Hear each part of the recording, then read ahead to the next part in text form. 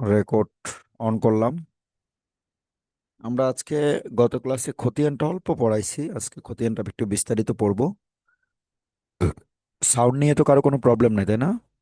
Sound clear কিনা একটু জানাবেন। ওকে, হ্যাঁ, রেকর্ড অন করেছি আমি। সাউন্ড ক্লিয়ার, ঠিক আছে।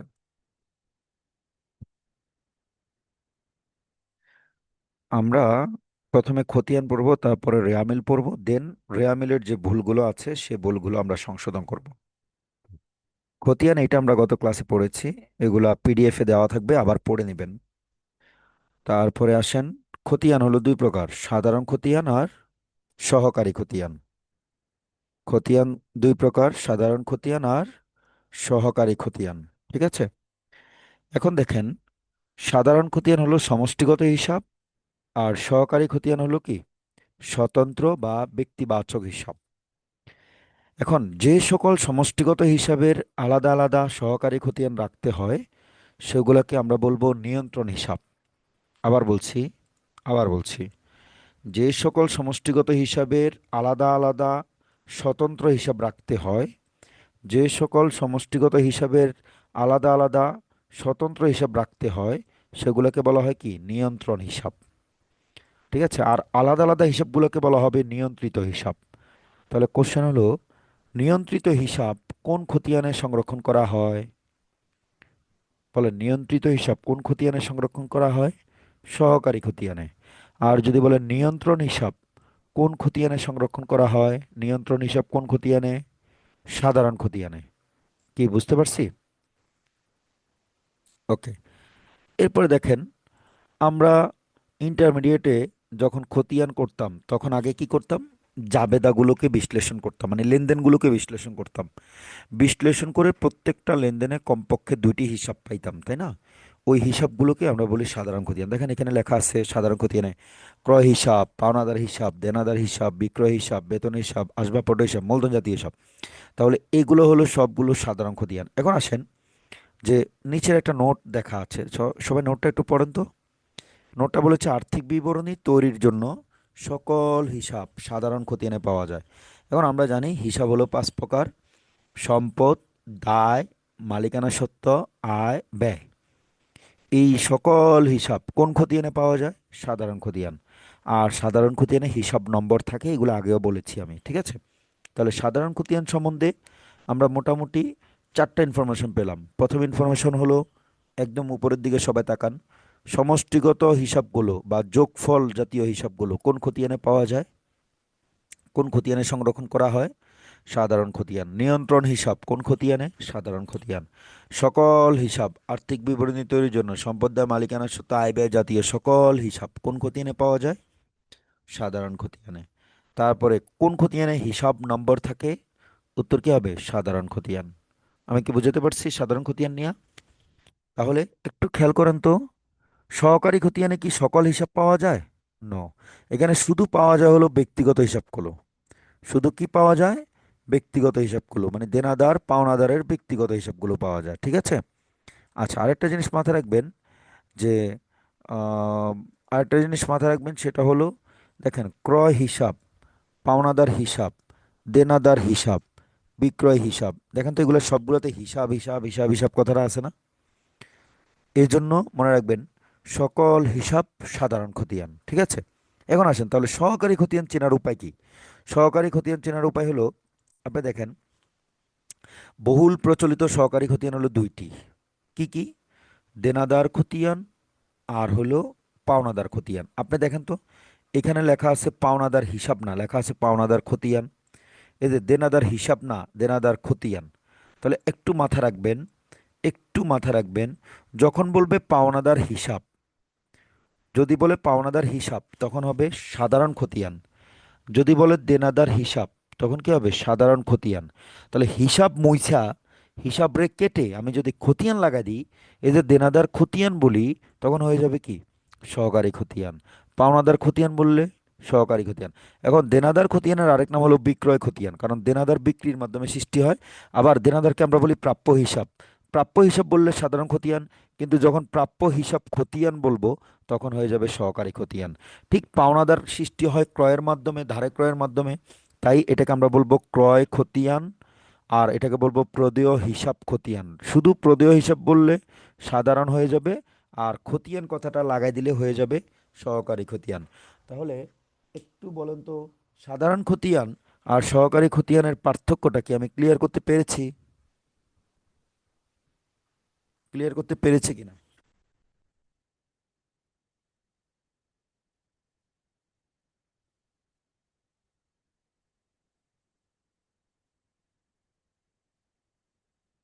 বলুন তো সবাই, সাধারণ খতিয়ান আর সহকারী খতিয়ানের বিষয়টা ক্লিয়ার হয়েছে আমরা? আচ্ছা, তাহলে সাধারণ খতিয়ান মানে হলো, মনে রাখবো যে সহকারী খতিয়ান একদম সহজ। হ্যাঁ, সহকারী খতিয়ান হলো দুইটা বিষয়, একটা হলো দেনাদার আর পাওনাদার। এগুলোকে বলা হয় ব্যক্তিবাচক হিসাব বা ব্যক্তিগত হিসাব। আমরা তো জানি দেনাদার পাওনাদারই তো ব্যক্তি, তাই না? এখন বলেন তো, আপনার দেনাদার কি শুধু মানুষ হবে নাকি প্রতিষ্ঠানও হতে পারে? দেনাদার কি শুধু মানুষ হবে নাকি প্রতিষ্ঠানও হতে পারে? আপনি যদি কোনো হাসপাতালে চিকিৎসা নেন, হাসপাতাল কর্তৃপক্ষ আপনার কাছে টাকা পাইতে পারে না, তাই না? তাহলে আপনার দেনাদার ব্যক্তিও হইতে পারে, প্রতিষ্ঠানও হতে পারে। আমি কি বুঝাতে পেরেছি? আচ্ছা, তার মানে দেখেন তো, আপনার দেনাদার কে কে হতে পারে, কয়েকটা এক্সাম্পল দিলাম। যেমন হিরো আলম। হিরো আলম কি ব্যক্তি না? হিরো আলম কি ব্যক্তি? তারপরে বেক্সিমকো লিমিটেড হিসাব, এটা হলো প্রতিষ্ঠান। শেখ হাসিনা হিসাব, এটা কি ব্যক্তি?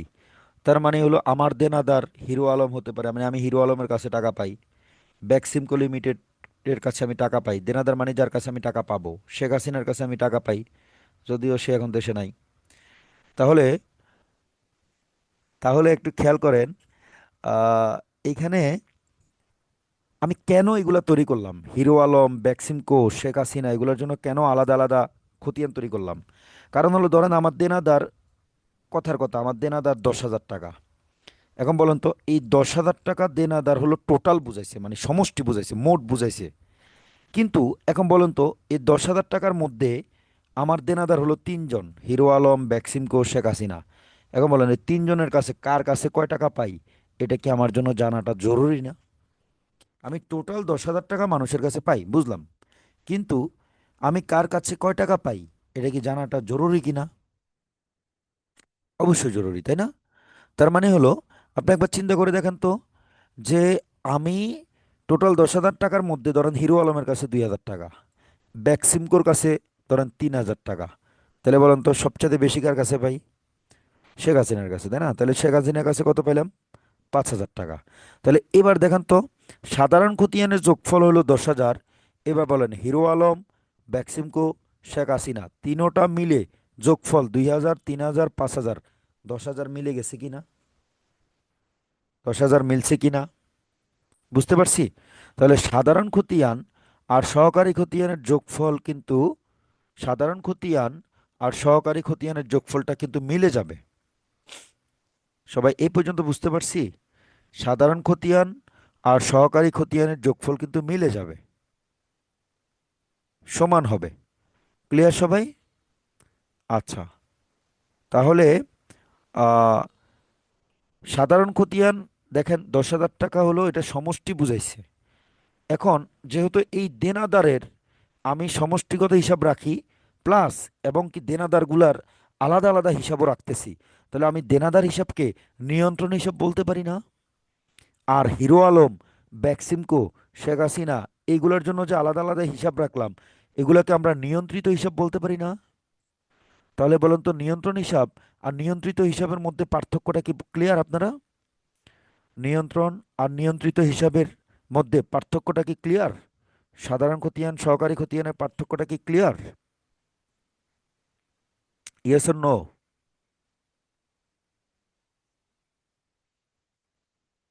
ওকে। আইডির নাম পাল্টাইছস না শেখ হাসিনা দিছস? আচ্ছা, তাহলে একটু খেয়াল করেন। এখন ধরেন পাওনাদারও দিলাম 10,000 টাকা। এখন বলেন পাওনাদার 10,000 টাকা, এটা কি আমার সমষ্টি বুঝাইছে না? পাওনাদার 10,000 টাকাও কিন্তু সমষ্টি বুঝাইছে।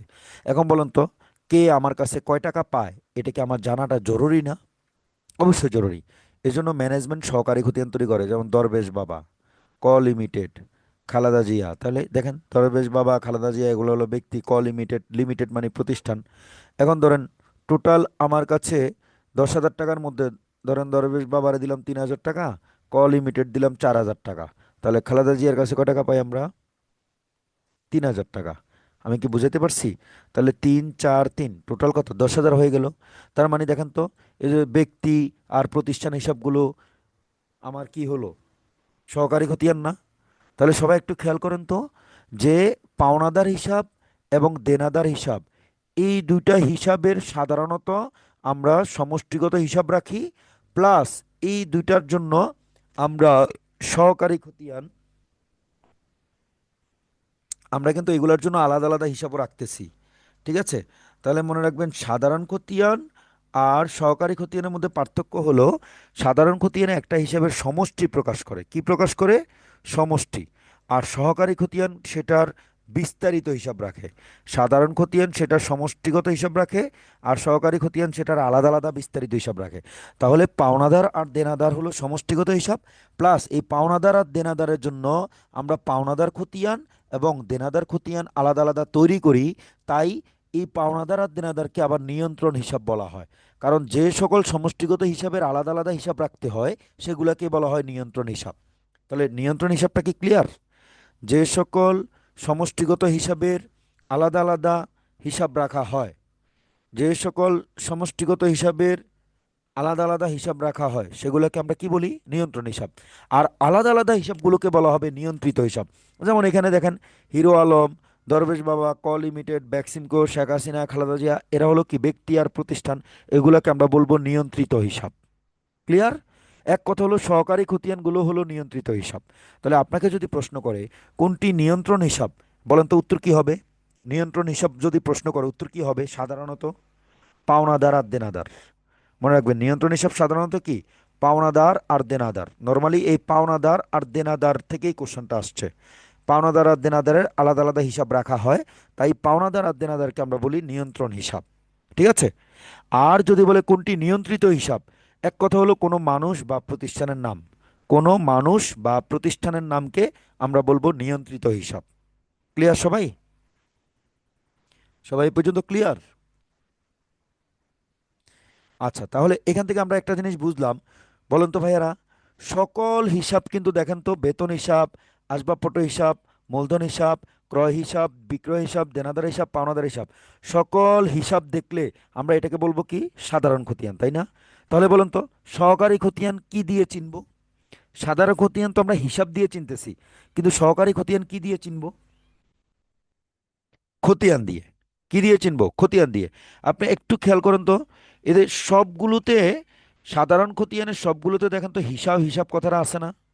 সবগুলোতে দেখেন হিসাব হিসাব কথাটা আছে। কিন্তু সহকারী খতিয়ানে কি হিসাব আছে নাকি খতিয়ান আছে? খতিয়ান আছে, বুঝতে পারছি। খতিয়ান কথাটা আছে। আরেকটা জিনিস হলো, দেখেন এখানে হিরো আলম হিসাব, এখানেও কিন্তু হিসাব কথাটা থাকবে, কিন্তু হিরো আলম কি ব্যক্তি না? তারপরে বেক্সিমকো লিমিটেড, দেখেন এখানেও কিন্তু হিসাব আছে, কিন্তু হিসাব থাকলে কি হয়েছে? ব্যক্তি আর প্রতিষ্ঠানের নামের সাথে হিসাব থাকলেও সেটা সহকারী খতিয়ান। তাহলে সহকারী খতিয়ান চেনার উপায় দুইটি। একটা হলো খতিয়ান কথাটা থাকবে, আর একটা হলো ব্যক্তি এবং প্রতিষ্ঠান হিসাব। সবাই কি বুঝতে পারছেন? সহকারী খতিয়ান চেনার উপায় কয়টি? একটা হলো খতিয়ান কথাটা থাকবে, আর একটা হলো ব্যক্তি এবং প্রতিষ্ঠানের নাম। এ পর্যন্ত ক্লিয়ার? সাধারণ খতিয়ান আর সহকারী খতিয়ানের পার্থক্য। আচ্ছা, এবার আসেন, দেনাদার ক্রেতা গ্রাহকদের স্বতন্ত্র বা ব্যক্তিবাচক হিসাব পাওয়া যায় হলো, কোথায় পাওয়া যায় একটু খেয়াল করে দেখেন তো। দেনাদার ক্রেতা গ্রাহক এদের স্বতন্ত্র বা ব্যক্তিগত হিসাব পাওয়া যায় হলো দেনাদার খতিয়ানে। বা দেনাদার খতিয়ানকে আমরা আবার কি বলি খেয়াল করেন, দেনাদার খতিয়ানকে আমরা বলি বিক্রয় খতিয়ান বা ক্রয় খতিয়ান। সরি, বিক্রয় খতিয়ান বা প্রাপ্য হিসাব খতিয়ান। তাহলে দেখেন, দেনাদারের আরেক নাম হলো ক্রেতা, আরেক নাম হলো গ্রাহক। যারা আমাদের কাছ থেকে কেনে, যাদের কাছে আমরা টাকা পাই, তারাই তো আমাদের দেনাদার। তাহলে ক্রেতা বা গ্রাহক একই কথা, দেনাদার একই কথা, নামগুলো মুখস্থ রাখতে হবে। আবার যদি বলে পাওনাদার, বিক্রেতা, সরবরাহকারী, কথা একই। ব্যক্তিগত হিসাব কোথায় পাওয়া যাবে? পাওনাদার খতিয়ানে। এখন পাওনাদার খতিয়ান যদি অপশনে না থাকে, তখন উত্তর কি হবে? ক্রয় খতিয়ান বা প্রদেয় বা দেয় হিসাব খতিয়ানে। বুঝতে পারছি? তাহলে এটাকে আমরা সংক্ষেপে বলতে পারি পাবিশ। আপনি দেখেন, পাওনাদার, বিক্রেতা, সরবরাহকারী। দেখেন তো, পরফলা, প আকার, বড় শিকার, দন্তস্ব, প্রথম অক্ষরটা, প্রথম লেটারটা নিলাম, পাবিশ। তাহলে আর এটা হলো, মনে রাখবে, এটা হলো দে ক্রে গ্রা, কেমন জানি হয়ে যায়, তাই না? তাহলে আমরা মনে রাখবো, এই যে এরা হলো পাবিশ, আর এরা কি পাবিশ না। তাহলে দেনাদার, ক্রেতা, গ্রাহক, এরা কিন্তু পাবিশ না। তাহলে পাবিশ কারা?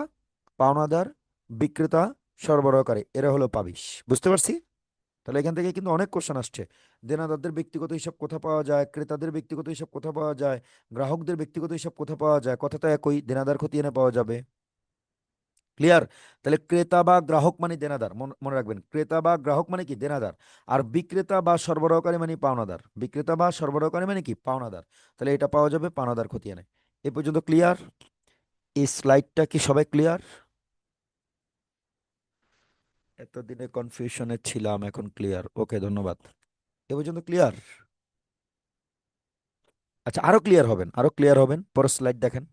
সবাই এটা দ্রুত রিডিং পড়েন, রিডিং পড়ে আমাকে ডান লেখেন। দ্রুত রিডিং পড়েন, সাধারণ খতিয়ান, সহকারী খতিয়ান, দ্রুত রিডিং পড়েন।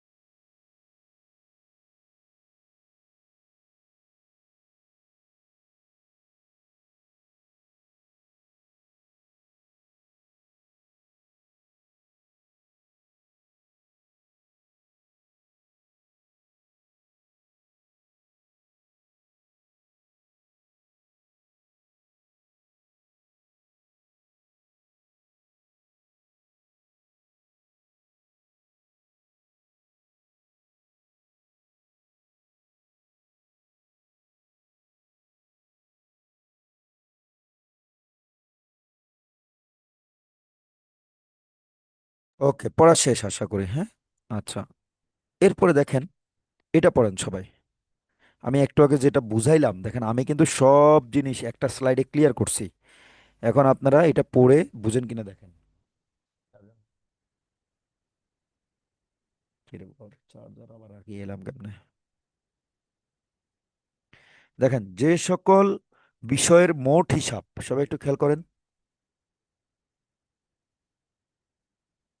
যে সকল বিষয়ের মোট হিসাব এবং পৃথক পৃথক হিসাব সংরক্ষণ করতে হয়, সেই সকল বিষয়ের মোট হিসাব সাধারণ খতিয়ানে সংরক্ষণ করা হয়। আর উক্ত মোট হিসাবকে নিয়ন্ত্রণ হিসাব বলে। যেমন একটু আগে পড়ালাম, দেনাদার আর পাওনাদার হিসাবের মোট হিসাবও রাখা হয়, এবং কি আলাদা আলাদা স্বতন্ত্র হিসাবও রাখা হয়। তাই দেনাদার হিসাব আর পাওনাদার হিসাবকে আমরা নিয়ন্ত্রণ হিসাব বলতে পারি। তাহলে কোশ্চেন যদি আসে কোনটি নিয়ন্ত্রণ হিসাব, আমরা কি উত্তর করতে পারবো ভাইয়া? আমরা কি ক্লিয়ার? যে সকল যে সকল বিষয়ের মোট হিসাব এবং আলাদা হিসাব রাখবো, সেগুলোই কিন্তু মূলত নিয়ন্ত্রণ হিসাব। এবার আসেন, তাহলে নিয়ন্ত্রিত হিসাব কোনগুলো দেখেন। অন্যদিকে অন্যদিকে মোট হিসাবের অধীনে পৃথক পৃথক বা স্বতন্ত্র হিসাবগুলোকে সহকারী খতিয়ানে রাখা হয়, যাদেরকে নিয়ন্ত্রিত হিসাব বলে।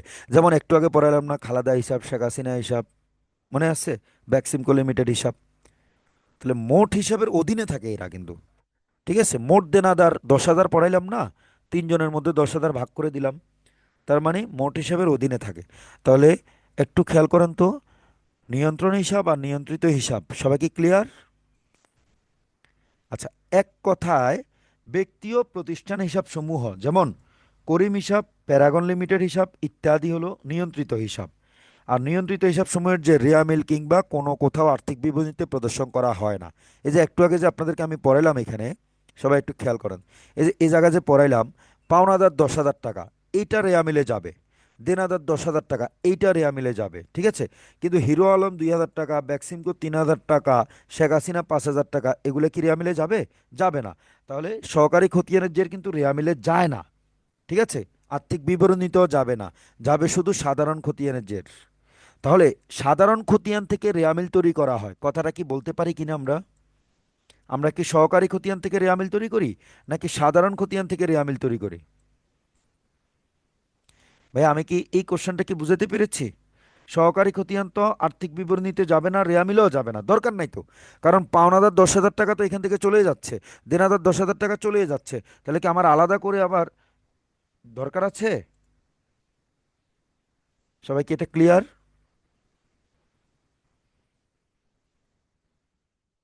সবাই কি এটা ক্লিয়ার? গুড। ওকে। ওকে, তাহলে এখান থেকে আমরা এই বিষয়টা ক্লিয়ার হলাম। আচ্ছা, এরপরে দেখেন, বিশেষ জাবেদার যোগফল সাধারণ খতিয়ানে স্থানান্তর করা হয়, উত্তর হবে প্রতি মাসে। কারণ বিশেষ জাবে সাধারণ খতিয়ান মানে কি যোগফল না? এখন বলেন, যোগফল স্থানান্তর কি প্রতিদিন হবে নাকি প্রতি মাসে হবে? প্রতি মাসে হবে, উত্তর এভাবে মুখস্থ রাখবেন। আর বিশেষ জাবেদা হতে সহকারী খতিয়ানে স্থানান্তর করা হয় প্রতিদিন। কারণ সহকারী খতিয়ান কি যোগফল নাকি স্বতন্ত্র দফা? স্বতন্ত্র দফা, তাই না? যেহেতু এটা স্বতন্ত্র দফা, তাই এটা প্রতিদিন স্থানান্তর করা যায়। এখান থেকে দুইটা কোশ্চেন, যে বিশেষ জাবেদা হতে সাধারণ খতিয়ানে স্থানান্তর করা হয় কখন? প্রতি মাসে। আর সহকারী খতিয়ানে স্থানান্তর করা হয় কখন? প্রতিদিন, ঠিক আছে? সহকারী খতিয়ান চেনার উপায় একটু আগে পড়াইছি। সহকারী খতিয়ান চেনার উপায় কয়টি বলেন তো, বলতে পারবেন? যারা একটু আগে ক্লাস মনোযোগ দিয়েছেন তারা বলতে পারবে। সহকারী খতিয়ান চেনার উপায় কয়টি? বলতে পারবেন? সহকারী খতিয়ান দুইটি, ইয়াস। কি কি? খতিয়ান শব্দটি থাকবে এবং ব্যক্তি ও প্রতিষ্ঠান হিসাব। পড়ে ফেলেন তো এটা। খতিয়ান শব্দটি থাকবে, ব্যক্তি এবং প্রতিষ্ঠান হিসাব। যেমন দেনাদার খতিয়ান, বিক্রয় খতিয়ান, পাওনাদার খতিয়ান, ক্রয় খতিয়ান, করিম হিসাব, রহিম হিসাব, প্যারাগন হিসাব, ইউসিসি হিসাব ইত্যাদি। বুঝতে পারছি? কোনো প্রতিষ্ঠানের নাম এবং মানুষের নাম এবং খতিয়ান কথাটা দেখলেই এটা সহকারী খতিয়ান। বিশেষ দ্রষ্টব্যটা পড়েন তো। বিশেষ জাবেদার যোগফল কিন্তু খতিয়ানে স্থানান্তর করা হয়, তবে সাধারণ জাবেদার যোগফল কোথাও স্থানান্তর করা হয় না। সাধারণ জাবেদার যোগফল কোথাও স্থানান্তর করা হয় না, তবে বিশেষ জাবেদার যোগফল স্থানান্তর করা হয়। আবার এদিকে সাধারণ খতিয়ানের যোগফল স্থানান্তর করা হয়, তবে সহকারী খতিয়ানের যোগফল স্থানান্তর করা হয় না। ভিন্ন আছে, হ্যাঁ? বিষয়গুলো মাথায় রাখবেন। আচ্ছা, এখন বলুন তো, আমরা গত ক্লাসে বিশেষ জাবেদা কয়টা পড়ছিলাম? বিশেষ জাবেদা কয়টা পড়ছিলাম? মনে আছে? বিশেষ জাবেদা মানে কি, যেগুলো নিয়মিত সংগঠিত হয়, এরকম কয়টা পড়ছিলাম? আধুনিক হিসাব বিজ্ঞানে 4টা। টোটাল আমরা 8টা বিশেষ জাবেদা পড়ছিলাম না? আপনারা কি কথা শুনতে পান? রেসপন্স খুব ধীরে আসতেছে।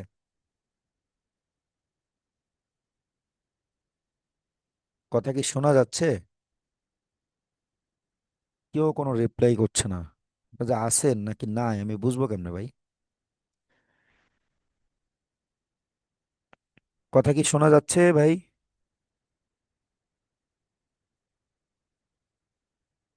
হুম।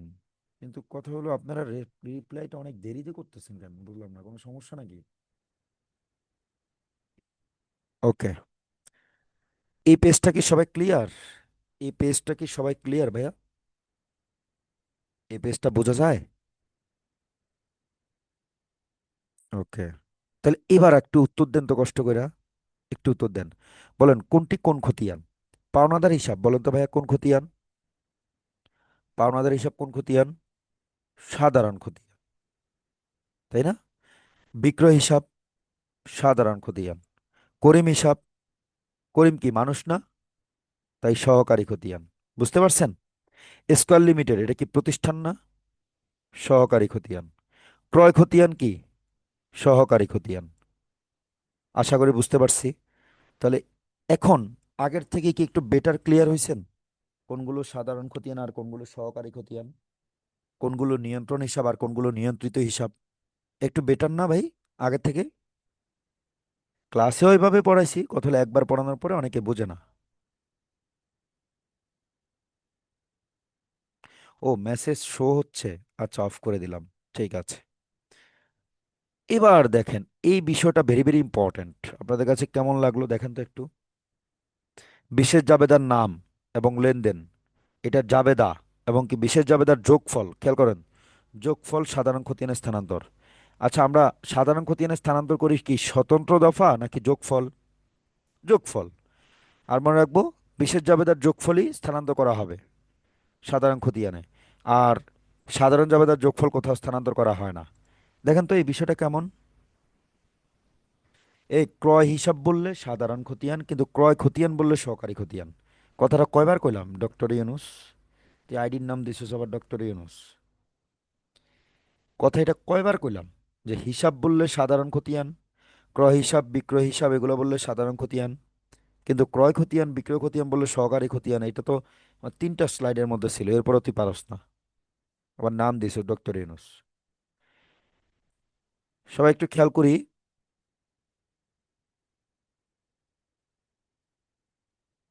সবাই একটু খেয়াল করি, এখানে বলছে প্রথমে 1 নম্বরে আমরা ক্রয় জাবেদা বা ক্রয় বই, হ্যাঁ, বলেন তো ক্রয় জাবেদা বা ক্রয় বইতে কি লেখা হয়? সবাই উত্তর দিতে হবে কিন্তু। ক্রয় জাবেদা বা ক্রয় বইতে কি লেখা হয়? ক্রয় জাবেদা বা ক্রয় বইতে কি লেখা হয়? ধারে পণ্য ক্রয়। এখন বলেন ধারে পণ্য ক্রয় জাবেদা কি? ক্রয় হিসাব ডেবিট, পাওনাদার হিসাব ক্রেডিট। তাহলে আমরা বলতে পারি না যে ক্রয় বিশেষ জাবেদার যোগফল, ক্রয় জাবেদার যোগফল সাধারণ খতিয়ানের ক্রয় হিসাবের কোন দিকে যাবে? ডেবিট দিকে। আর সাধারণ খতিয়ানের পাওনাদার হিসাবের কোন দিকে যাবে? ক্রেডিট দিকে যাবে। কি বুঝাতে পারছি এটা? তাহলে এইভাবে কিন্তু কোশ্চেন আপনারা পাইছেন। ক্রয় জাবেদার যোগফল কোথায় স্থানান্তর করা হয়? উত্তর হবে সাধারণ খতিয়ানের ক্রয় হিসাবে ডেবিটে, সাধারণ খতিয়ানের পাওনাদার হিসাবের ক্রেডিটে। উল্টাপাল্টা অনেক অপশন দিবে, দিবে সাধারণ খতিয়ানের ক্রয় হিসাবের ক্রেডিটে, সাধারণ খতিয়ানের পাওনাদার হিসাবের ডেবিটে। আচ্ছা, ক্রয় হিসাব কি ক্রেডিট হয়? ক্রয় হিসাব হয় ডেবিট, তাই না?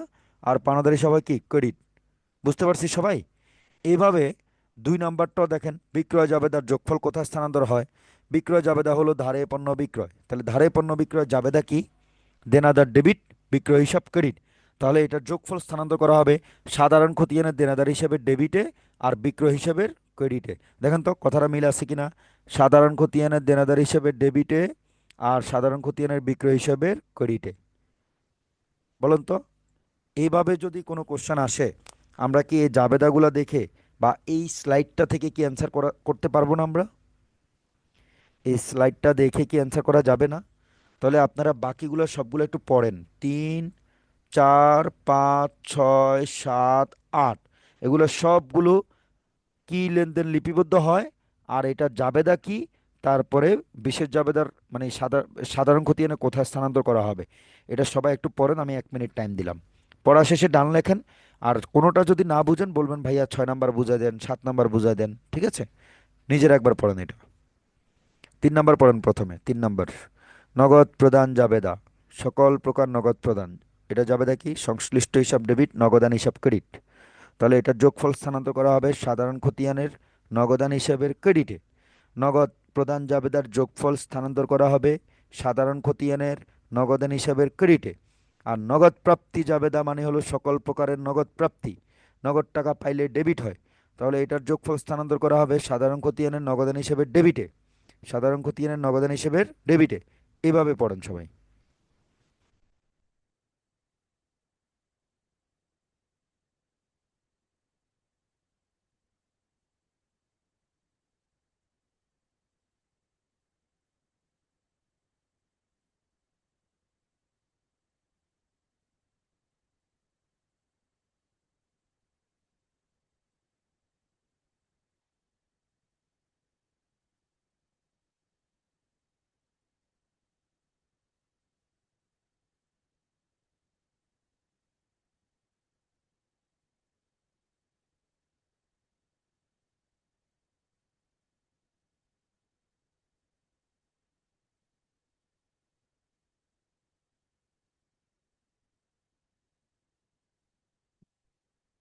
ওকে, একজন বললো যে ভাই 8 বুঝাই দেন, তা 8 না বুঝলে তুই 7 কেমনে বুঝছস?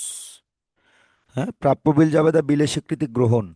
বিলের স্বীকৃতি গ্রহণ করলে জাবেদা হয় প্রাপ্য বিল ডেবিট, দেনাদার ক্রেডিট। তাহলে এটা চলে যাবে সাধারণ খতিয়ানের প্রাপ্য বিল হিসেবে ডেবিটে আর দেনাদার হিসেবে ক্রেডিটে। একইভাবে বিলের স্বীকৃতি প্রদান মানে প্রদেয় বিল জাবেদা। তো প্রদান করলে আমরা পাওনাদার থেকে পাওনাদারকে বিলের স্বীকৃতি যখন প্রদান করি, পাওনাদার ডেবিট আর প্রদেয় বিল কি দায় বাড়ে না? প্রদেয় বিল নামক দায় বাড়ে না? তাহলে জাবেদা হবে পাওনাদার ডেবিট, প্রদেয় বিল, এগুলো আগেও পড়াইছি। এই যে পাওনাদার ডেবিট মানে হলো দায় হ্রাস, আর প্রদেয় বিল ক্রেডিট মানে হলো দায় বৃদ্ধি। তাহলে দায় বৃদ্ধি দায় হ্রাস পায়, প্রদেয় বিলের স্বীকৃতি প্রদান। ঠিক আছে? তাহলে এটা যাবে হলো সাধারণ খতিয়ানে পাওনাদার হিসেবে ডেবিটে আর সাধারণ খতিয়ানে প্রদেয় হিসেবে ক্রেডিটে। বুঝতে পারছি? এগুলো সবগুলোই তো এখানে সুন্দর করে দেখেন তো, সুন্দর করে সবগুলো জাবেদা দিলাম। তো জাবেদা পড়ার পরে জাবেদা পড়ার পরে কি আর না বোঝার মতো কিছু আছে রে ভাই এখানে? হুম? সবগুলা লেনদেনও দিছি। এই যে বিক্রয় ফেরত জাবেদা হলো ধারে বিক্রিত পণ্য ফেরত। তাহলে ধারে বিক্রিত পণ্য ফেরতের জাবেদা কি? বিক্রয় ফেরত ডেবিট, দেনাদার ক্রেডিট। তাহলে এটা চলে যাবে সাধারণ খতিয়ানে বিক্রয় ফেরত হিসেবে ডেবিট দিকে, আর দেনাদার হিসেবে ক্রেডিট দিকে। তাহলে প্রত্যেকটার জাবেদার নাম, লেনদেন, জাবেদা, দাখিলা, তারপরে সাধারণ খতিয়ানের স্থানান্তর, প্রত্যেকটা দিলাম। এরপরও যদি কন যে এটা বুঝি না ওইটা বুঝি না, হইলো কিছু? সবাই কি বুঝছেন এটা? এই পেজটা কি সবাই ক্লিয়ার? এটা ভালো করে বাসা পড়বেন। এই পেজটা কি সবাই ক্লিয়ার?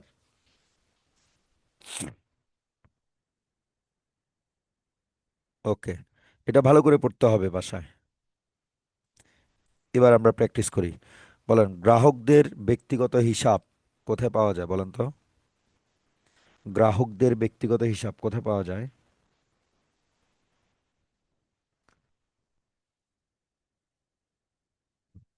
একের উত্তর দেন। একটু আগে তো পড়ালাম। গ্রাহক মানে কি, পাওনাদার নাকি দেনাদার, এটা বুঝতে হবে আগে। গ্রাহক মানে হলো যার কাছে আমি টাকা পাই, মানে যে আমার কাছে কিনছে, মানে সে আমার দেনাদার।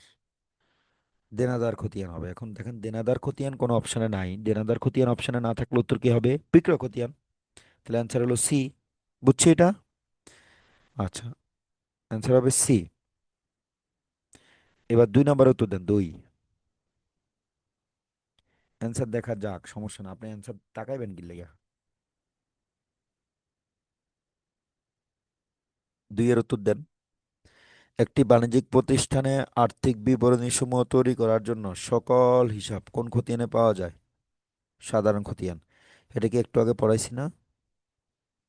এরপরে কেউ কেউ উত্তর দেয় সহকারী খতিয়ান। পাগল ছাগল, এগুলো পড়াই লাভ নাই। এটার উত্তর কেমনে সহকারী খতিয়ান হয়? সহকারী খতিয়ানে কি সকল হিসাব পাওয়া যায়? এই গাদা, সহকারী খতিয়ানে কি সকল হিসাব পাওয়া যায় নাকি শুধু পাওনাদার আর দেনাদারের হিসাব পাওয়া যায়?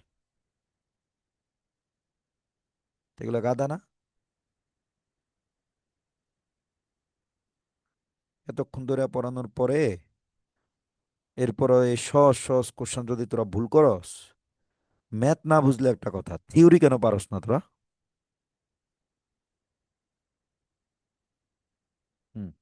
এবার দেখেন, ক্রয় জাবেদার প্রতিটি এন্ট্রির জন্য একটি করে এন্ট্রি প্রয়োজন হয়। কোথায় হবে বলেন তো? প্রতিটি এন্ট্রি, একটু চিন্তা করে দেখেন। প্রতিটি এন্ট্রি মানে কি? প্রতিটি এন্ট্রি মানে হলো স্বতন্ত্র, মানে পৃথক পৃথক। পৃথক, প্রতিটি মানে কি আলাদা আলাদা বোঝায়, পৃথক। এখন বলেন, পৃথক পৃথক মানে কি সাধারণ খতিয়ান বোঝায় নাকি সহকারী খতিয়ান বোঝায়? সহকারী। তাহলে ক্রয় জাবেদার সহকারী খতিয়ান হলো দেহ হিসাব খতিয়ান না? ক্রয় হিসাব তো হবে না, ক্রয় হিসাব তো মানে সাধারণ খতিয়ান। সাধারণ জাবেদা তো হবেই না। তাহলে একটি করে এন্ট্রির প্রয়োজন হবে। ক্র- এটা হবে ক্রয় খতিয়ানে, বা প্রদেয় হিসাব খতিয়ান, বা দেহ হিসাব খতিয়ান, কথায় কই। চারের উত্তর কি? বিক্রয় জাবেদার যোগফল স্থানান্তর করা হয়। বলেন, যোগফল মানে কি সাধারণ খতিয়ান না? বলেন, যোগফল মানে কি সাধারণ খতিয়ান। তো আমরা তো জানি বিশেষ জাবেদা, বিক্রয় জাবেদা হলো একটা বিশেষ জাবেদা। তো বিশেষ জাবেদা হতে সাধারণ খতিয়ানে স্থানান্তর করা হয় প্রতি মাসে না? যদি প্রতি মাসে অপশনে না থাকে তখন হবে হিসাবকাল। বলেন, প্রতি মাসে অপশনে না থাকলে কি হবে? হিসাবকাল হবে। এটা মাথায় রাখবেন। প্রতি মাসে যদি অপশনে না থাকে উত্তর হবে হিসাবকাল। ক্লিয়ার? আচ্ছা, যদি বলতো বিক্রয় জাবেদা হতে সহকারী খতিয়ানে কখন স্থানান্তর করা হয়, তখন উত্তর কি হতো? প্রতিদিন। মনে রাখবেন, যোগফল মানে সাধারণ খতিয়ান, আর সাধারণ খতিয়ান মানে হলো প্রতি মাসে। আর যদি বলে সহকারী খতিয়ান, যেমন যেমন দেখেন, আপনারা 6 নম্বর কোশ্চেনটায় দেখেন, ক্রয় জাবেদার যোগফল মানে কি প্রতি মাসে। 7 নম্বর কোশ্চেন দেখেন, 7 নম্বর, ক্রয় জাবেদা হতে কখন সহকারী খতিয়ানে স্থানান্তর করা হয়। বলেন তো ভাইয়া, সহকারী খতিয়ান মানে কি পৃথক পৃথক না? এখন পৃথক পৃথক হইতে হইলে এটা কি আমার প্রতিদিন হওয়া লাগবে? সরি, পৃথক পৃথক হইতে হলে কি 1 মাসের জন্য অপেক্ষা করা লাগবে নাকি প্রতিদিন করা যাবে? প্রতিদিন করা যাবে। বুঝতে পারছি এটা? বিক্রয় জাবেদার প্রতিটি এন্ট্রির জন্য একটি করে এন্ট্রির প্রয়োজন হয়। 5 নম্বর, বলেন 5 নম্বরের উত্তর কি হবে? বিক্রয় জাবেদার প্রতিটি এন্ট্রির জন্য, প্রতিটি এন্ট্রি মানে আলাদা, আর আলাদা মানে সহকারী খতিয়ান। এখন বলেন, বিক্রয় জাবেদার সহকারী খতিয়ান কি বিক্রয় হিসাব নাকি বিক্রয় খতিয়ান? বিক্রয় খতিয়ান হবে। কারণ হিসাব বললে তো সাধারণ হয়ে যায়। আমাকে প্রতিটি এন্ট্রি বলছে মানে সহকারী বুঝাইছে, সহকারী মানে বিক্রয় খতিয়ান হবে, বিক্রয় হিসাব হবে না। ক্লিয়ার? আর সহকারী খতিয়ান স্থানান্তর করা হবে প্রতিদিন। আর যোগফল স্থানান্তর বললে বুঝতে হবে সাধারণ খতিয়ান, তখন হবে প্রতি মাসে। সবাই কি এই তিনটা কোশ্চেন ক্লিয়ার? এবার আসেন, খতিয়ান শেষ, খতিয়ান আর কিচ্ছু নয় ভাইয়া। তাহলে দেখেন খতিয়ান থেকে আপনাদেরকে আমি 7টা কোশ্চেন দিয়েছি। এরপরে এক্সামের কোশ্চেন তো আছে, ঠিক আছে? আজকে আরেকটা এক্সামের কোশ্চেন দিয়ে দিব। তাহলে খতিয়ান শেষ, এবার আমরা রেয়ামিল পড়বো। সবাই একটু রেয়ামিলটা পড়েন তো। বলেন, হিসাব চক্রে কয়বার রেয়ামিল তৈরি করা হয়? 3বার, তাই না? কোন কোন ধাপে? 4 নম্বর ধাপে, 6 নং ধাপে, আর কি 9ম ধাপে। 4 নম্বর ধাপের রেয়ামিল হলো রেয়ামিল বা অসমন্বিত রেয়ামিল, মানে সমন্বয় দাখিলা দেওয়ার আগে। আর 6 নম্বর ধাপের রেয়ামিল হলো সমন্বিত রেয়ামিল, মানে সমন্বয় দাখিলা দেওয়ার পরে। আর 9 নম্বর হলো সমাপনী পরবর্তী রেয়ামিল, মানে হলো সমাপনী দাখিলা দেওয়ার পরে। তাহলে হিসাব চক্রে কয়বার রেয়ামিল তৈরি করা হয়, এ ধরনের প্রশ্ন আসলে আমরা উত্তর কি করব? হিসাব চক্রে রেয়ামিল কয়বার তৈরি করা হয়? 3বার। হিসাব চক্রের 3বার রেয়ামিল তৈরি করা হয়। আর রেয়ামিল মানে হলো সংক্ষিপ্তকরণ। বলেন, রেয়ামিল মানে কি? সংক্ষিপ্তকরণ। এখন বলেন তো, রেয়ামিল যে আমরা তৈরি করি, শুধু রেয়ামিল বলতে আমরা কোন ধাপকে বলবো? শুধু রেয়ামিল বলতে আমরা কোন ধাপকে বুঝবো বলেন তো? শুধু রেয়ামিল বলতে আমরা কোন ধাপকে বুঝবো? চতুর্থ, ষষ্ঠ, নাকি নবম?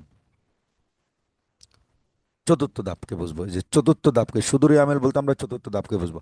এখন এই রেয়ামিলটা তৈরি করা হয় কোন খতিয়ানের জের দ্বারা? সহকারী খতিয়ান নাকি সাধারণ খতিয়ান বলেন তো? সহকারী খতিয়ান নাকি সাধারণ খতিয়ান? সাধারণ খতিয়ান।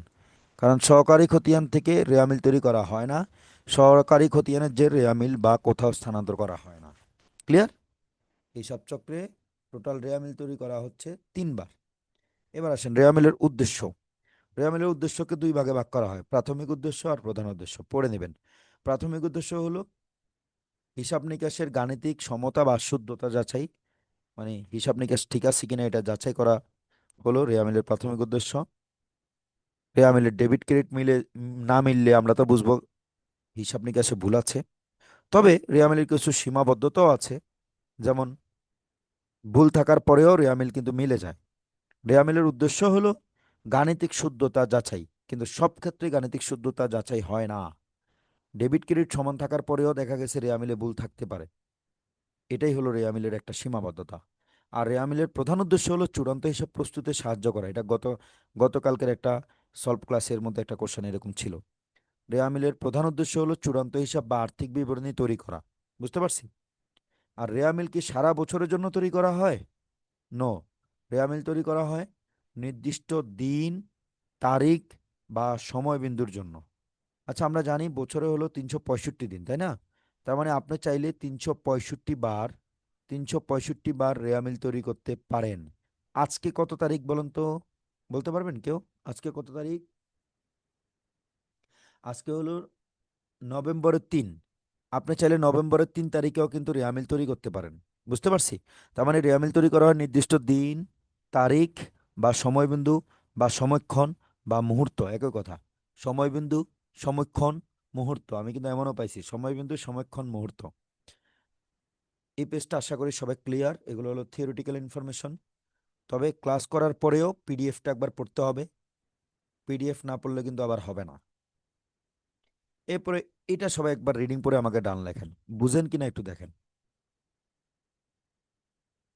আমি যে একটু আগে রেয়ামিলের সীমাবদ্ধতা বললাম, এই রেয়ামিলের সীমাবদ্ধতাটা আপনারা বুঝতে পারেন কিনা একটু দেখেন।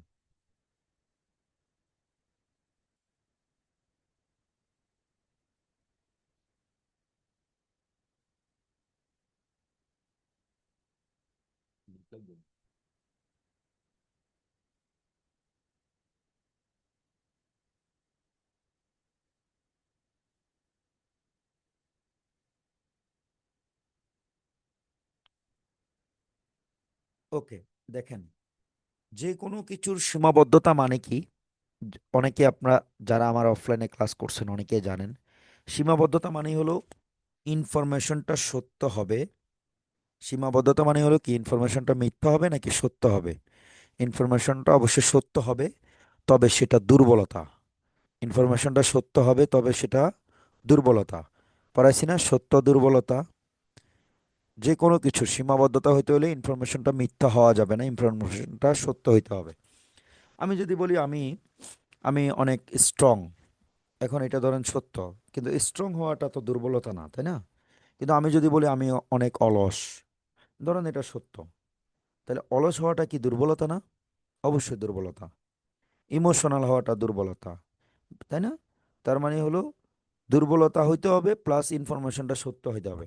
কিন্তু আমি অলস না, আপনি যদি বলেন আমি অলস, তাহলে তো এটা মিথ্যা। তাহলে মিথ্যা হলে কখনো দুর্বলতা হইলেও সেটা সীমাবদ্ধতা নয়, কারণ মিথ্যা মানে অপবাদ। মিথ্যা কখনো সত্য নয়, ঠিক আছে?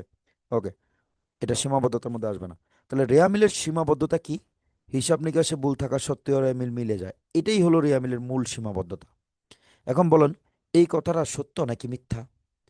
হিসাব নিকাশে ভুল থাকার পরেও রেয়া মিল মিলে যায়, এই কথাটা সত্য নাকি মিথ্যা? অবশ্যই সত্য।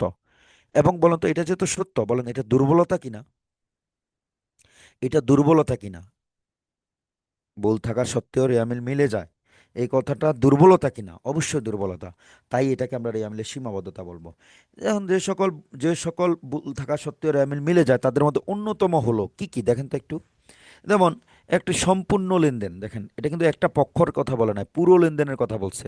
একটা লেনদেনের এক পক্ষ ডেবিট হয়, অপর পক্ষ ক্রেডিট হয়, তাই না? তাহলে ডেবিট ক্রেডিট উভয় পক্ষ, সম্পূর্ণ লেনদেন মানে কি ডেবিট ক্রেডিট উভয় পক্ষ যদি জাবেদাভুক্ত করা না হয়। এখন বলেন তো, আপনি যদি জাবেদাভুক্ত না করেন, এটা কি খতিয়ানে যাবে? ধরেন ধারে পণ্য ক্রয় আপনি জাবেদাভুক্তই করেন নাই, তাহলে বলেন তো ভাই এটা কি খতিয়ানে যাবে? যাবে না। বলেন খতিয়ানে না গেলে রেয়া মিলে যাবে? যাবে না। পোস্টিং মানে খতিয়ান, খতিয়ানে না গেলে কি রেয়া মিলে যাবে? যাবে না। তাহলে এবার বলেন তো, রেয়া মিলে না গেলে রেয়া মিল কি মিলে যাবে না? মিলে যাবে কিনা? কিন্তু ভুল হয়েছে কিনা? ভুল হয়েছে, অবশ্যই ভুল হয়েছে। আপনি জাবেদাভুক্ত করেন নাই পুরো লেনদেনটা, অবশ্যই ভুল হয়েছে না আপনার? তাহলে ভুল হওয়ার পরেও কিন্তু রেয়া মিলটা মিলে যাচ্ছে, তাই এটাকে আমরা বলি রেয়া মিলের সীমাবদ্ধতা। আমি কি বুঝাতে পারছি ভাইয়া? দেখেন, সম্পূর্ণ লেনদেনের টাকার পরিমাণ যদি কম বেশি হয়, মানে ডেবিট এবং ক্রেডিট উভয়ের টাকার পরিমাণ যদি কম বেশি হয়, রেয়ামিল মিলে যাবে।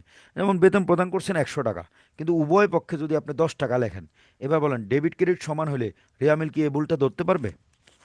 রেয়ামিল কি এই ভুলটা ধরতে পারবে? ধরতে পারবে না। বুঝতে পারছি? তারপরে একটি একটি সঠিক জাবেদা দাখিলা পোস্টিং না করা হলে, মানে পুরো জাবেদাটা যদি আমি খতিয়ানে পোস্টিং না করি।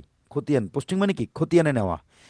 একজন জিজ্ঞেস করলো পোস্টিং মানে কি, আপনি যদি এখনো পোস্টিং মানে বুঝেন না, তাহলে এতদিন কি পড়াশোনা করলেন ভাই? হ্যাঁ, আপনাদের লেকচার শিটেও তো এগুলো দেওয়া আছে, বইতেও তো দেওয়া আছে, হিউজ পরিমাণের প্রশ্নের মধ্যে পোস্টিং শব্দটা দেওয়া আছে। এখনো যদি পোস্টিং মানে কি এটা আমার জিজ্ঞেস করেন? হ্যাঁ, আপনারা ABCDও যদি জিজ্ঞেস করেন, এটা তো হইলো না ভাই। আমি একটা সম্পূর্ণ লেনদেন বেতন প্রদান 10 টাকা, এটা আমি কোথাও মানে পোস্টিং করি না, মানে খতিয়ানে নিই নাই, ডেবিটও নিই নাই, ক্রেডিটও নিই নাই, পুরো লেনদেনটাই আমি পোস্টিং করি নাই। তাহলে বলেন তো, রেয়া মিল মিলে যাবে না? অবশ্যই মিলে যাবে। আবার একটি জাবেদা দাখিলা যদি দুইবার পোস্টিং করা হয়, মানে বেতন প্রদান করা হয়েছে, জাবেদা হলো বেতন ডেবিট নগদান ক্রেডিট, এখন আমি দুইবার নিয়ে গেছি বেতন ডেবিট নগদান ক্রেডিট, বেতন ডেবিট নগদান ক্রেডিট, দুইবার নিয়ে গেছি, তাহলে আমার ডেবিট ক্রেডিট মিলে যাবে, এই জন্য রেয়া মিল মিলে যাবে। বুঝতে পারছি? তারপরে জাবেদা ভুক্তকরণের সময় পোস্টিং অথবা পোস্টিংয়ের সময় ভুল নাম বা ভুল হিসাব ব্যবহার করলে, যেমন আপনি একবার চিন্তা করেন, আসবাবপত্রের জায়গায় আমরা অনেকে ভুল করে ক্রয় লিখে ফেলি না? আসবাবপত্র ক্রয় করে আমরা অনেকে ভুল করে ক্রয় লিখে ফেলি না? তাহলে বলুন তো, এটা কি নামের ওলট পালট হয়েছে না? হ্যাঁ, জাবেদা করার সময় ভুল নামের হিসাব ব্যবহার করছি, তাহলে ভুল নামের হিসাব ব্যবহার করলে রেয়া মিল কি এই ভুলটা ধরতে পারবে? ধরতে পারবে না। তারপরে বেতনের জায়গায় ভাড়া হয়ে যায় না ভাইয়া? খেয়াল করেন তো, বেতনের জায়গায় যদি আমি ভাড়া লিখে ফেলি, দুইটাই তো ডেবিটের আইটেম, তাই না? বলেন এই ভুলটা কি রেয়ামিল ধরতে পারবে? ধরতে পারবে না। কিন্তু ভুল হয়েছে, ভুল হওয়া সত্ত্বেও রেয়ামিল মিলে যায়। আমার বাড়ানোর কথা আসবাবপত্র, বাড়াইছি হলো ক্রয়, তাহলে এটা কি? আসবাবপত্র মূলধন জাতীয়, ক্রয় হলো মুনাফা জাতীয়, এটা আমরা জানি নর্মালি, এটা হলো নীতিগত ভুল। ওকে, নিচের পয়েন্টটা পড়েন। এছাড়াও ডেবিট ক্রেডিট ঠিক রেখে যে কোনো রকমের ভুল করা হলে রেয়ামিল মিলে যাবে। আর হিসাব নিকাশে ভুল থাকা সত্ত্বেও রেয়ামিল মিলে যায় বলে, হিসাব নিকাশে ভুল থাকা সত্ত্বেও রেয়ামিল মিলে যায় বলে এদেরকে রেয়ামিলের সীমাবদ্ধতা বলা হয়। এই পেজটা কি সবাই ক্লিয়ার? ডেবিট ক্রেডিট ঠিক রেখে এরকম আরো অনেক ভুল আছে যেগুলোর কারণে রেয়ামিল মিলে যাবে।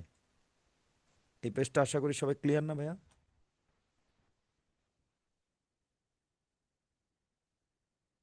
আচ্ছা, এবার এটা পড়েন। এটা একটু পড়েন সবাই। রেয়া মিলের সীমাবদ্ধতা মানে যেসব ভুল রেয়া মিলে ধরা পড়ে না বা রেয়া মিল মিলকরণে ব্যাঘাত ঘটায় না। হ্যাঁ, যেসব ভুল থাকা সত্ত্বেও রেয়া মিল মিলে যায়, কথা একই। এখন প্রশ্ন কিন্তু এরকমই আসবে যে যে সকল ভুল রেয়া মিলে ধরা পড়ে না এগুলা কোনগুলা, বা রেয়া মিল মিলকরণে ব্যাঘাত ঘটায় না এগুলা কোনগুলা, যেসব ভুল থাকা সত্ত্বেও রেয়া মিল মিলে যায় এগুলা কোনগুলা, ঠিক আছে? এই ধরনের ভুল সনাতন হিসাব বিজ্ঞান অনুসারে কয় প্রকার? বলেন, সনাতন হিসাব বিজ্ঞান অনুসারে এই ধরনের ভুল কয় প্রকার? দুই প্রকার, নীতিগত ভুল আর করণিক ভুল। এখন দেখেন, করণিক ভুল আমরা দেখলেই বুঝি যে হিসাব রক্ষকের অসতর্কতার কারণে যে ভুল হয়, মানে কাজ করতে করতে কাজের সময় যে ভুল হয় সেটাকে আমরা বলি করণিক ভুল। আর নীতিগত ভুল হলো হিসাব রক্ষকের নীতিগত জ্ঞানের অভাবে যে ভুল হয়। হিসাব রক্ষকের নীতিগত জ্ঞানের অভাবে যে ভুল হয় সেটা হলো নীতিগত ভুল। আর কাজ করতে করতে অসাবধানতার কারণে যে ভুল হয় সেটা হলো করণিক ভুল। ঠিক আছে? আচ্ছা, এবার দেখেন করণিক ভুল সনাতন হিসাব বিজ্ঞানে কয়েকটা নাম আছে। নামগুলো দেখেন, বাদ পড়ার ভুল, যার আরেক নাম হলো বিচ্যুতি জনিত ভুল। আচ্ছা, বাদ পড়া মানে কি? বিচ্যুত হয়ে যাওয়া না? তাহলে বাদ পড়ার ভুল বা বিচ্যুতি জনিত ভুল, এটার মানে কি? এটার মানে হলো একটি লেনদেন হিসাব নিকাশের কোথাও লিপিবদ্ধ হয়নি। আচ্ছা বলুন তো, পুরো লেনদেনটা আমি যদি ধরুন ধারে পণ্য ক্রয়, আমরা জাবেদা দিব ক্রয় ডেবিট পাওনাদার ক্রেডিট, কিন্তু ক্রয় ডেবিট পাওনাদার ক্রেডিট আমি জাবেদা লিপিবদ্ধই করি নাই। এখন বলেন তো, লিপিবদ্ধ না করলে এটা কি ক্ষতি এনে যাবে? যাবে না। রেয়া মিলে যাবে? যাবে না। রেয়া মিল মিলে যাবে না। তাহলে লিপিবদ্ধ হয়নি মানে হলো বাদ পড়া ভুল। এটা কি এক পক্ষ নাকি উভয় পক্ষ? এক পক্ষ নাকি উভয় পক্ষ? এই যে লিপিবদ্ধ যে হয়নি, এটা কি এক পক্ষ নাকি উভয় পক্ষ? উভয় পক্ষ। ক্লিয়ার সবাই? এবার আসেন লেখার ভুল। লেখার ভুল মানে হলো যে একটি লেনদেনের উভয় পাশে সম পরিমাণ টাকায় ভুল। একটি লেনদেনের উভয় পাশে সম পরিমাণ টাকায় ভুল। যেমন আপনাকে আমি যদি বলি যে বেতন প্রদান করছি 500 টাকা, এবার বলেন তো আমি যদি বেতনে 50 টাকা করি, আবার নগদে নেওয়া 50 টাকা করি, বলেন তো উভয় পক্ষে সম পরিমাণ টাকায় ভুল হয়েছে না? 500-র বদলে 50 টাকা লিখে ফেলছি, রেয়ামিল কি মিলে যাবে না? তাহলে যখনই দেখবো টাকার ভুল, যখনই দেখবো উভয় পক্ষে সমপরিমাণ টাকায় ভুল, সেটাকে আমরা বলবো লেখার ভুল বা প্রাথমিক লিখনের ভুল। আর যখন দেখবো পুরো লেনদেনটা লিপিবদ্ধ হয়নি, তখন সেটাকে আমরা বলবো বাদ পড়ার ভুল বা বিচ্যুতিজনিত ভুল। আর বেদাখিলার ভুল, ভেরি ভেরি ইম্পর্টেন্ট, এটাকে আবার বলে পোস্টিংয়ের ভুল। বেদাখিলার ভুলকে আবার বলা হয় কি? পোস্টিংয়ের ভুল। এটার সংজ্ঞাটা মনে রাখবেন, এক হিসাবের পরিবর্তে সমজাতীয় অন্য হিসেবে পোস্টিং। এক হিসাবের পরিবর্তে সমজাতীয় অন্য হিসেবে পোস্টিং। যেমন আমি ডেবিট করব বেতনকে, খেয়াল করেন, আমি বেতনে না করে আমি করে ফেলছি ভাড়া। এবার বলেন, বেতন আর ভাড়া দুইটা কি সমজাতীয় না? দুইটাই তো মুনাফা জাতীয়, তাই না? তারপরে আসবাবপত্রের জায়গায় যন্ত্রপাতি, খেয়াল করেন, আসবাবপত্রের জায়গায় যদি আমি যন্ত্রপাতি করি, তাহলে যন্ত্রপাতি আর আসবাবপত্র দুইটা কি সমজাতীয় কিনা? দুটো অবশ্যই সমজাতীয়। করিমের জায়গায় যদি রহিম করি, দুজনই ব্যক্তিবাচক হিসাব। তার মানে এক কথা মনে রাখবো, বেদাখিলার ভুল মানে সমজাতীয় নামের ওলট পালট। আর পরিপূরক ভুল মানে হলো ভুল হবে দুইটি। ভুল কয়টি হবে? ভুল হবে দুইটি, একটির দ্বারা আরেকটি পূরণ। যেমন অনেক সময় আমরা ভুল করে যে বেতন হিসেবে 200 টাকা বেশি লিখে ফেলছি। দেখেন, বেতন হিসেবে 200 টাকা আমি যদি বেশি লিখে ফেলি, এখন বলেন আবার ভুল করে যদি ভাড়া হিসেবে 200 টাকা কম লিখে ফেলি, এবার বলেন প্লাস মাইনাস কাটাকাটি হয়ে যাবে না? এখানে কিন্তু ভুল দুইটাই হয়েছে, দুইটাই কিন্তু ভুল। বেতনে 200 টাকা বেশি লিখছি আর ভাড়া 200 টাকা কম লিখছি, দুইটাই কিন্তু ভুল। কিন্তু একটা ভুলের দ্বারা আরেকটা পূরণ হয়ে যাচ্ছে। তাই এটাকে বলা হয় পরিপূরক ভুল, যার ইংরেজি হলো নিউট্রালিটি। বলেন ইংরেজি কি? ইংরেজি হলো নিউট্রালিটি। পরিপূরক ভুল মানে কি? নিউট্রালিটি।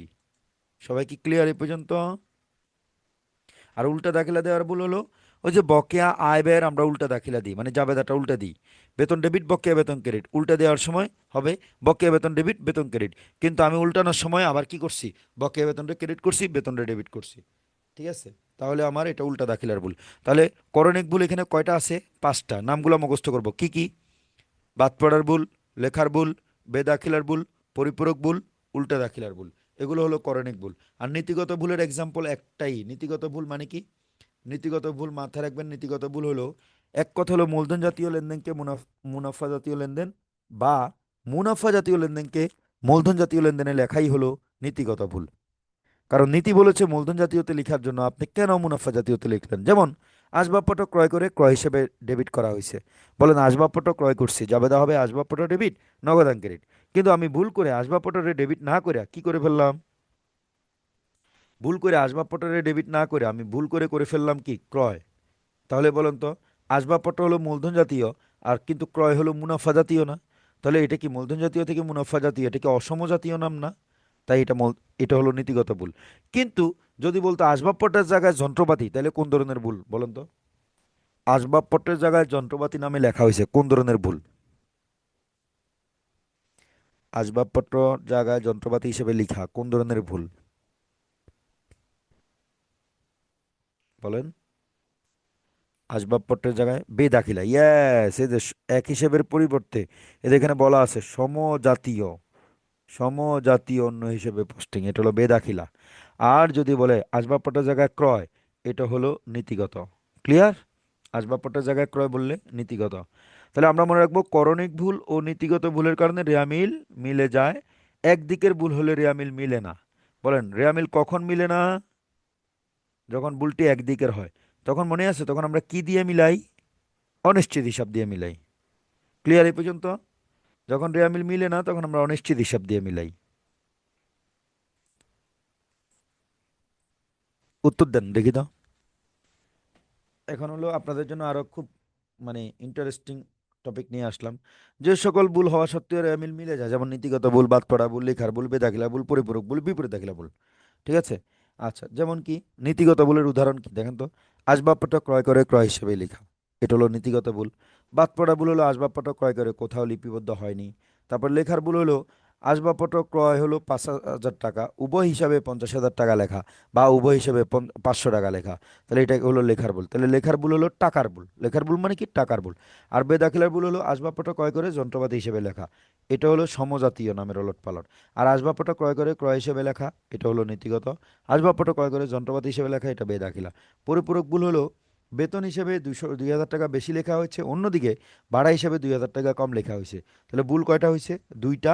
একটা ভুল দ্বারা আরেকটা পূরণ হয়ে গেছে, তার মানে নিউট্রালিটি, এটাকে বলা হয় কি নিউট্রালিটি বা পরিপূরক ভুল। আর বিপরীত দাখিলার ভুল তো আমরা জানি, যে বিপরীত দাখিলা দেওয়ার সময় যে ভুল হয়, যেমন বকেয়া আয় ও বকেয়া ব্যয়ের বিপরীত দাখিলা দেওয়ার সময় ভুল হলে সেটাকে আমরা বিপরীত দাখিলার ভুল বলি। বলেন তো উদাহরণগুলো সহজে বোঝা গেছে কিনা এখন? এই উদাহরণগুলো আপনাদের জন্য হেল্পফুল হয়েছে কিনা, সহজে বোঝা গেছে কিনা? হুম। একটু উত্তর দেন আমাকে এবার। একের উত্তর কি হবে দেখি, বলেন তো একের উত্তর কি হবে? ধারে আসবাবপত্র ক্রয় করে যন্ত্রপাতি হিসেবে ডেবিট করা হয়েছে, কোন ধরনের ভুল? আসবাবপত্র ক্রয় করে যন্ত্রপাতি হিসেবে ডেবিট করা হয়েছে, কোন ধরনের ভুল? বেদাখিলার ভুল। একজন কয় পরিপূরক ভুল, দেখছেন? এগুলো সব, এগুলো পড়াইতে মন চায় না মাঝে মধ্যে আমার, বুঝছেন? এটা নাকি পরিপূরক ভুল? পরিপূরক ভুল দুইবার পড়াইলাম, পড়ানোর পরে বললাম যে নিউট্রালিটি, যে বেতনে 200 টাকা বেশি ভাড়ায় 200 টাকা কম, তাই না? প্লাস মাইনাস হয়ে যাবে। এরপরও কয় এটা নাকি পরিপূরক ভুল। পড়াইতে মন চায় না। 2 নাম্বার, ধারে আসবাবপত্র ক্রয় করে ক্রয় হিসেবে ডেবিট, কোন ধরনের ভুল? নীতিগত।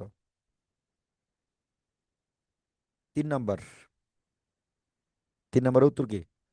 ভাড়া হিসেবে ডেবিটে 50 টাকা বেশি, অন্যদিকে বেতন হিসেবে ডেবিটে 50 টাকা কম, কোন ধরনের ভুল? এটা হলো পরিপূরক ভুল। এটা নাকি লেখার ভুল। এতক্ষণ আগে আমি লেখার ভুল পড়াইছি এগুলা। লেখার ভুল হলো উভয় পক্ষে সমপরিমাণ টাকায় ভুল, ওটা হলো লেখার ভুল। আচ্ছা, বেতন প্রদান করে ভাড়া হিসেবে ডেবিট, কোন ধরনের ভুল? বেতন প্রদান করছি, করব বেতন ডেবিট নগদান ক্রেডিট, কিন্তু করলাম ভাড়া ডেবিট নগদান ক্রেডিট, এটা তো বেদাখিলা। এটা কি সমজাতীয় না? বেদাখিলার ভুল, ইয়াস। আচ্ছা, বেতন প্রদান করা হয়েছে 1,000 টাকা, হিসাব নিকাশে কোথাও লিপিবদ্ধ হয়নি। বলেন কোথাও লিপিবদ্ধ না হলে এটা কি বাদ ভুল না? বাদ ভুল। 6 নাম্বার, বেতন প্রদান করা হয়েছে 1,000 টাকা উভয় পক্ষে, সবাই একটু খেয়াল করেন। এদের এখানে সুন্দর করে বলা আছে উভয় পক্ষে। তাহলে উভয় পক্ষে 10,000 টাকা লেখা হয়েছে, এটা হলো লেখার ভুল। কিন্তু ভাড়া হিসাবে ডেবিট 50 টাকা বেশি, অন্যদিকে বেতন হিসেবে 50 টাকা কম, এটা কি লেখার ভুলের মধ্যে পড়ছে? এটা পড়ছে ওটা পরিপূরক ভুলের মধ্যে। আর এমনিতে সবগুলোই তো লেখার ভুল। আপনি এক সেন্সে চিন্তা করলে এগুলো সবগুলোই তো লেখার ভুল। কারণ এগুলো তো আমার লিখতে যাই ভুল হয়েছে। তাই না? কিন্তু আমাকে তো বাস বুঝতে হবে যে কোনটার কি নাম দেওয়া আছে। ক্লিয়ার সবাই?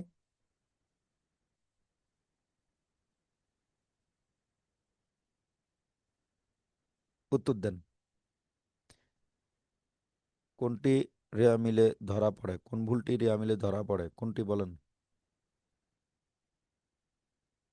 আচ্ছা, নীতিগত ভুল কি ধরা পড়ে? মানে কোন ভুলের জন্য রেওয়া মিল মিলে যায়?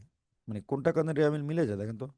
নীতিগত ভুল, লেখার ভুল, বেদাখিলার ভুল, সবগুলো না? সবগুলোই তো। এ বলছে কোন ভুলের জন্য রেওয়া মিল মিলে না, বলেন কোনটার জন্য রেওয়া মিল মিলে না? এক পক্ষের ভুল। সবাই কি বুঝছেন ভাইয়ারা?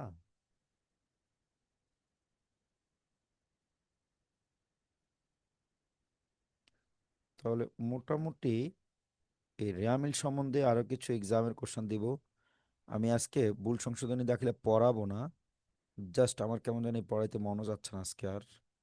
হ্যাঁ, জাস্ট সংশোধনী দাখিলাটা পিডিএফ এখনই পাঠিয়ে দিব, আপনারা রিডিং পড়ে ফেলবেন, ঠিক আছে? সংশোধনী দাখিলাটা পাঠিয়ে দিব, রিডিং পড়ে ফেলবেন, আজকে আর মন চাচ্ছে না পড়াইতে। আল্লাহ হাফেজ।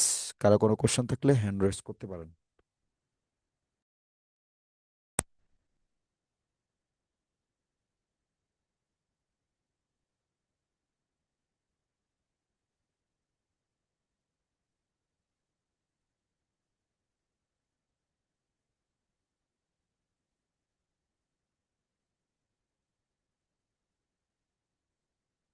কারো কোনো কোশ্চেন থাকলে হ্যান্ড রেজ করতে পারেন।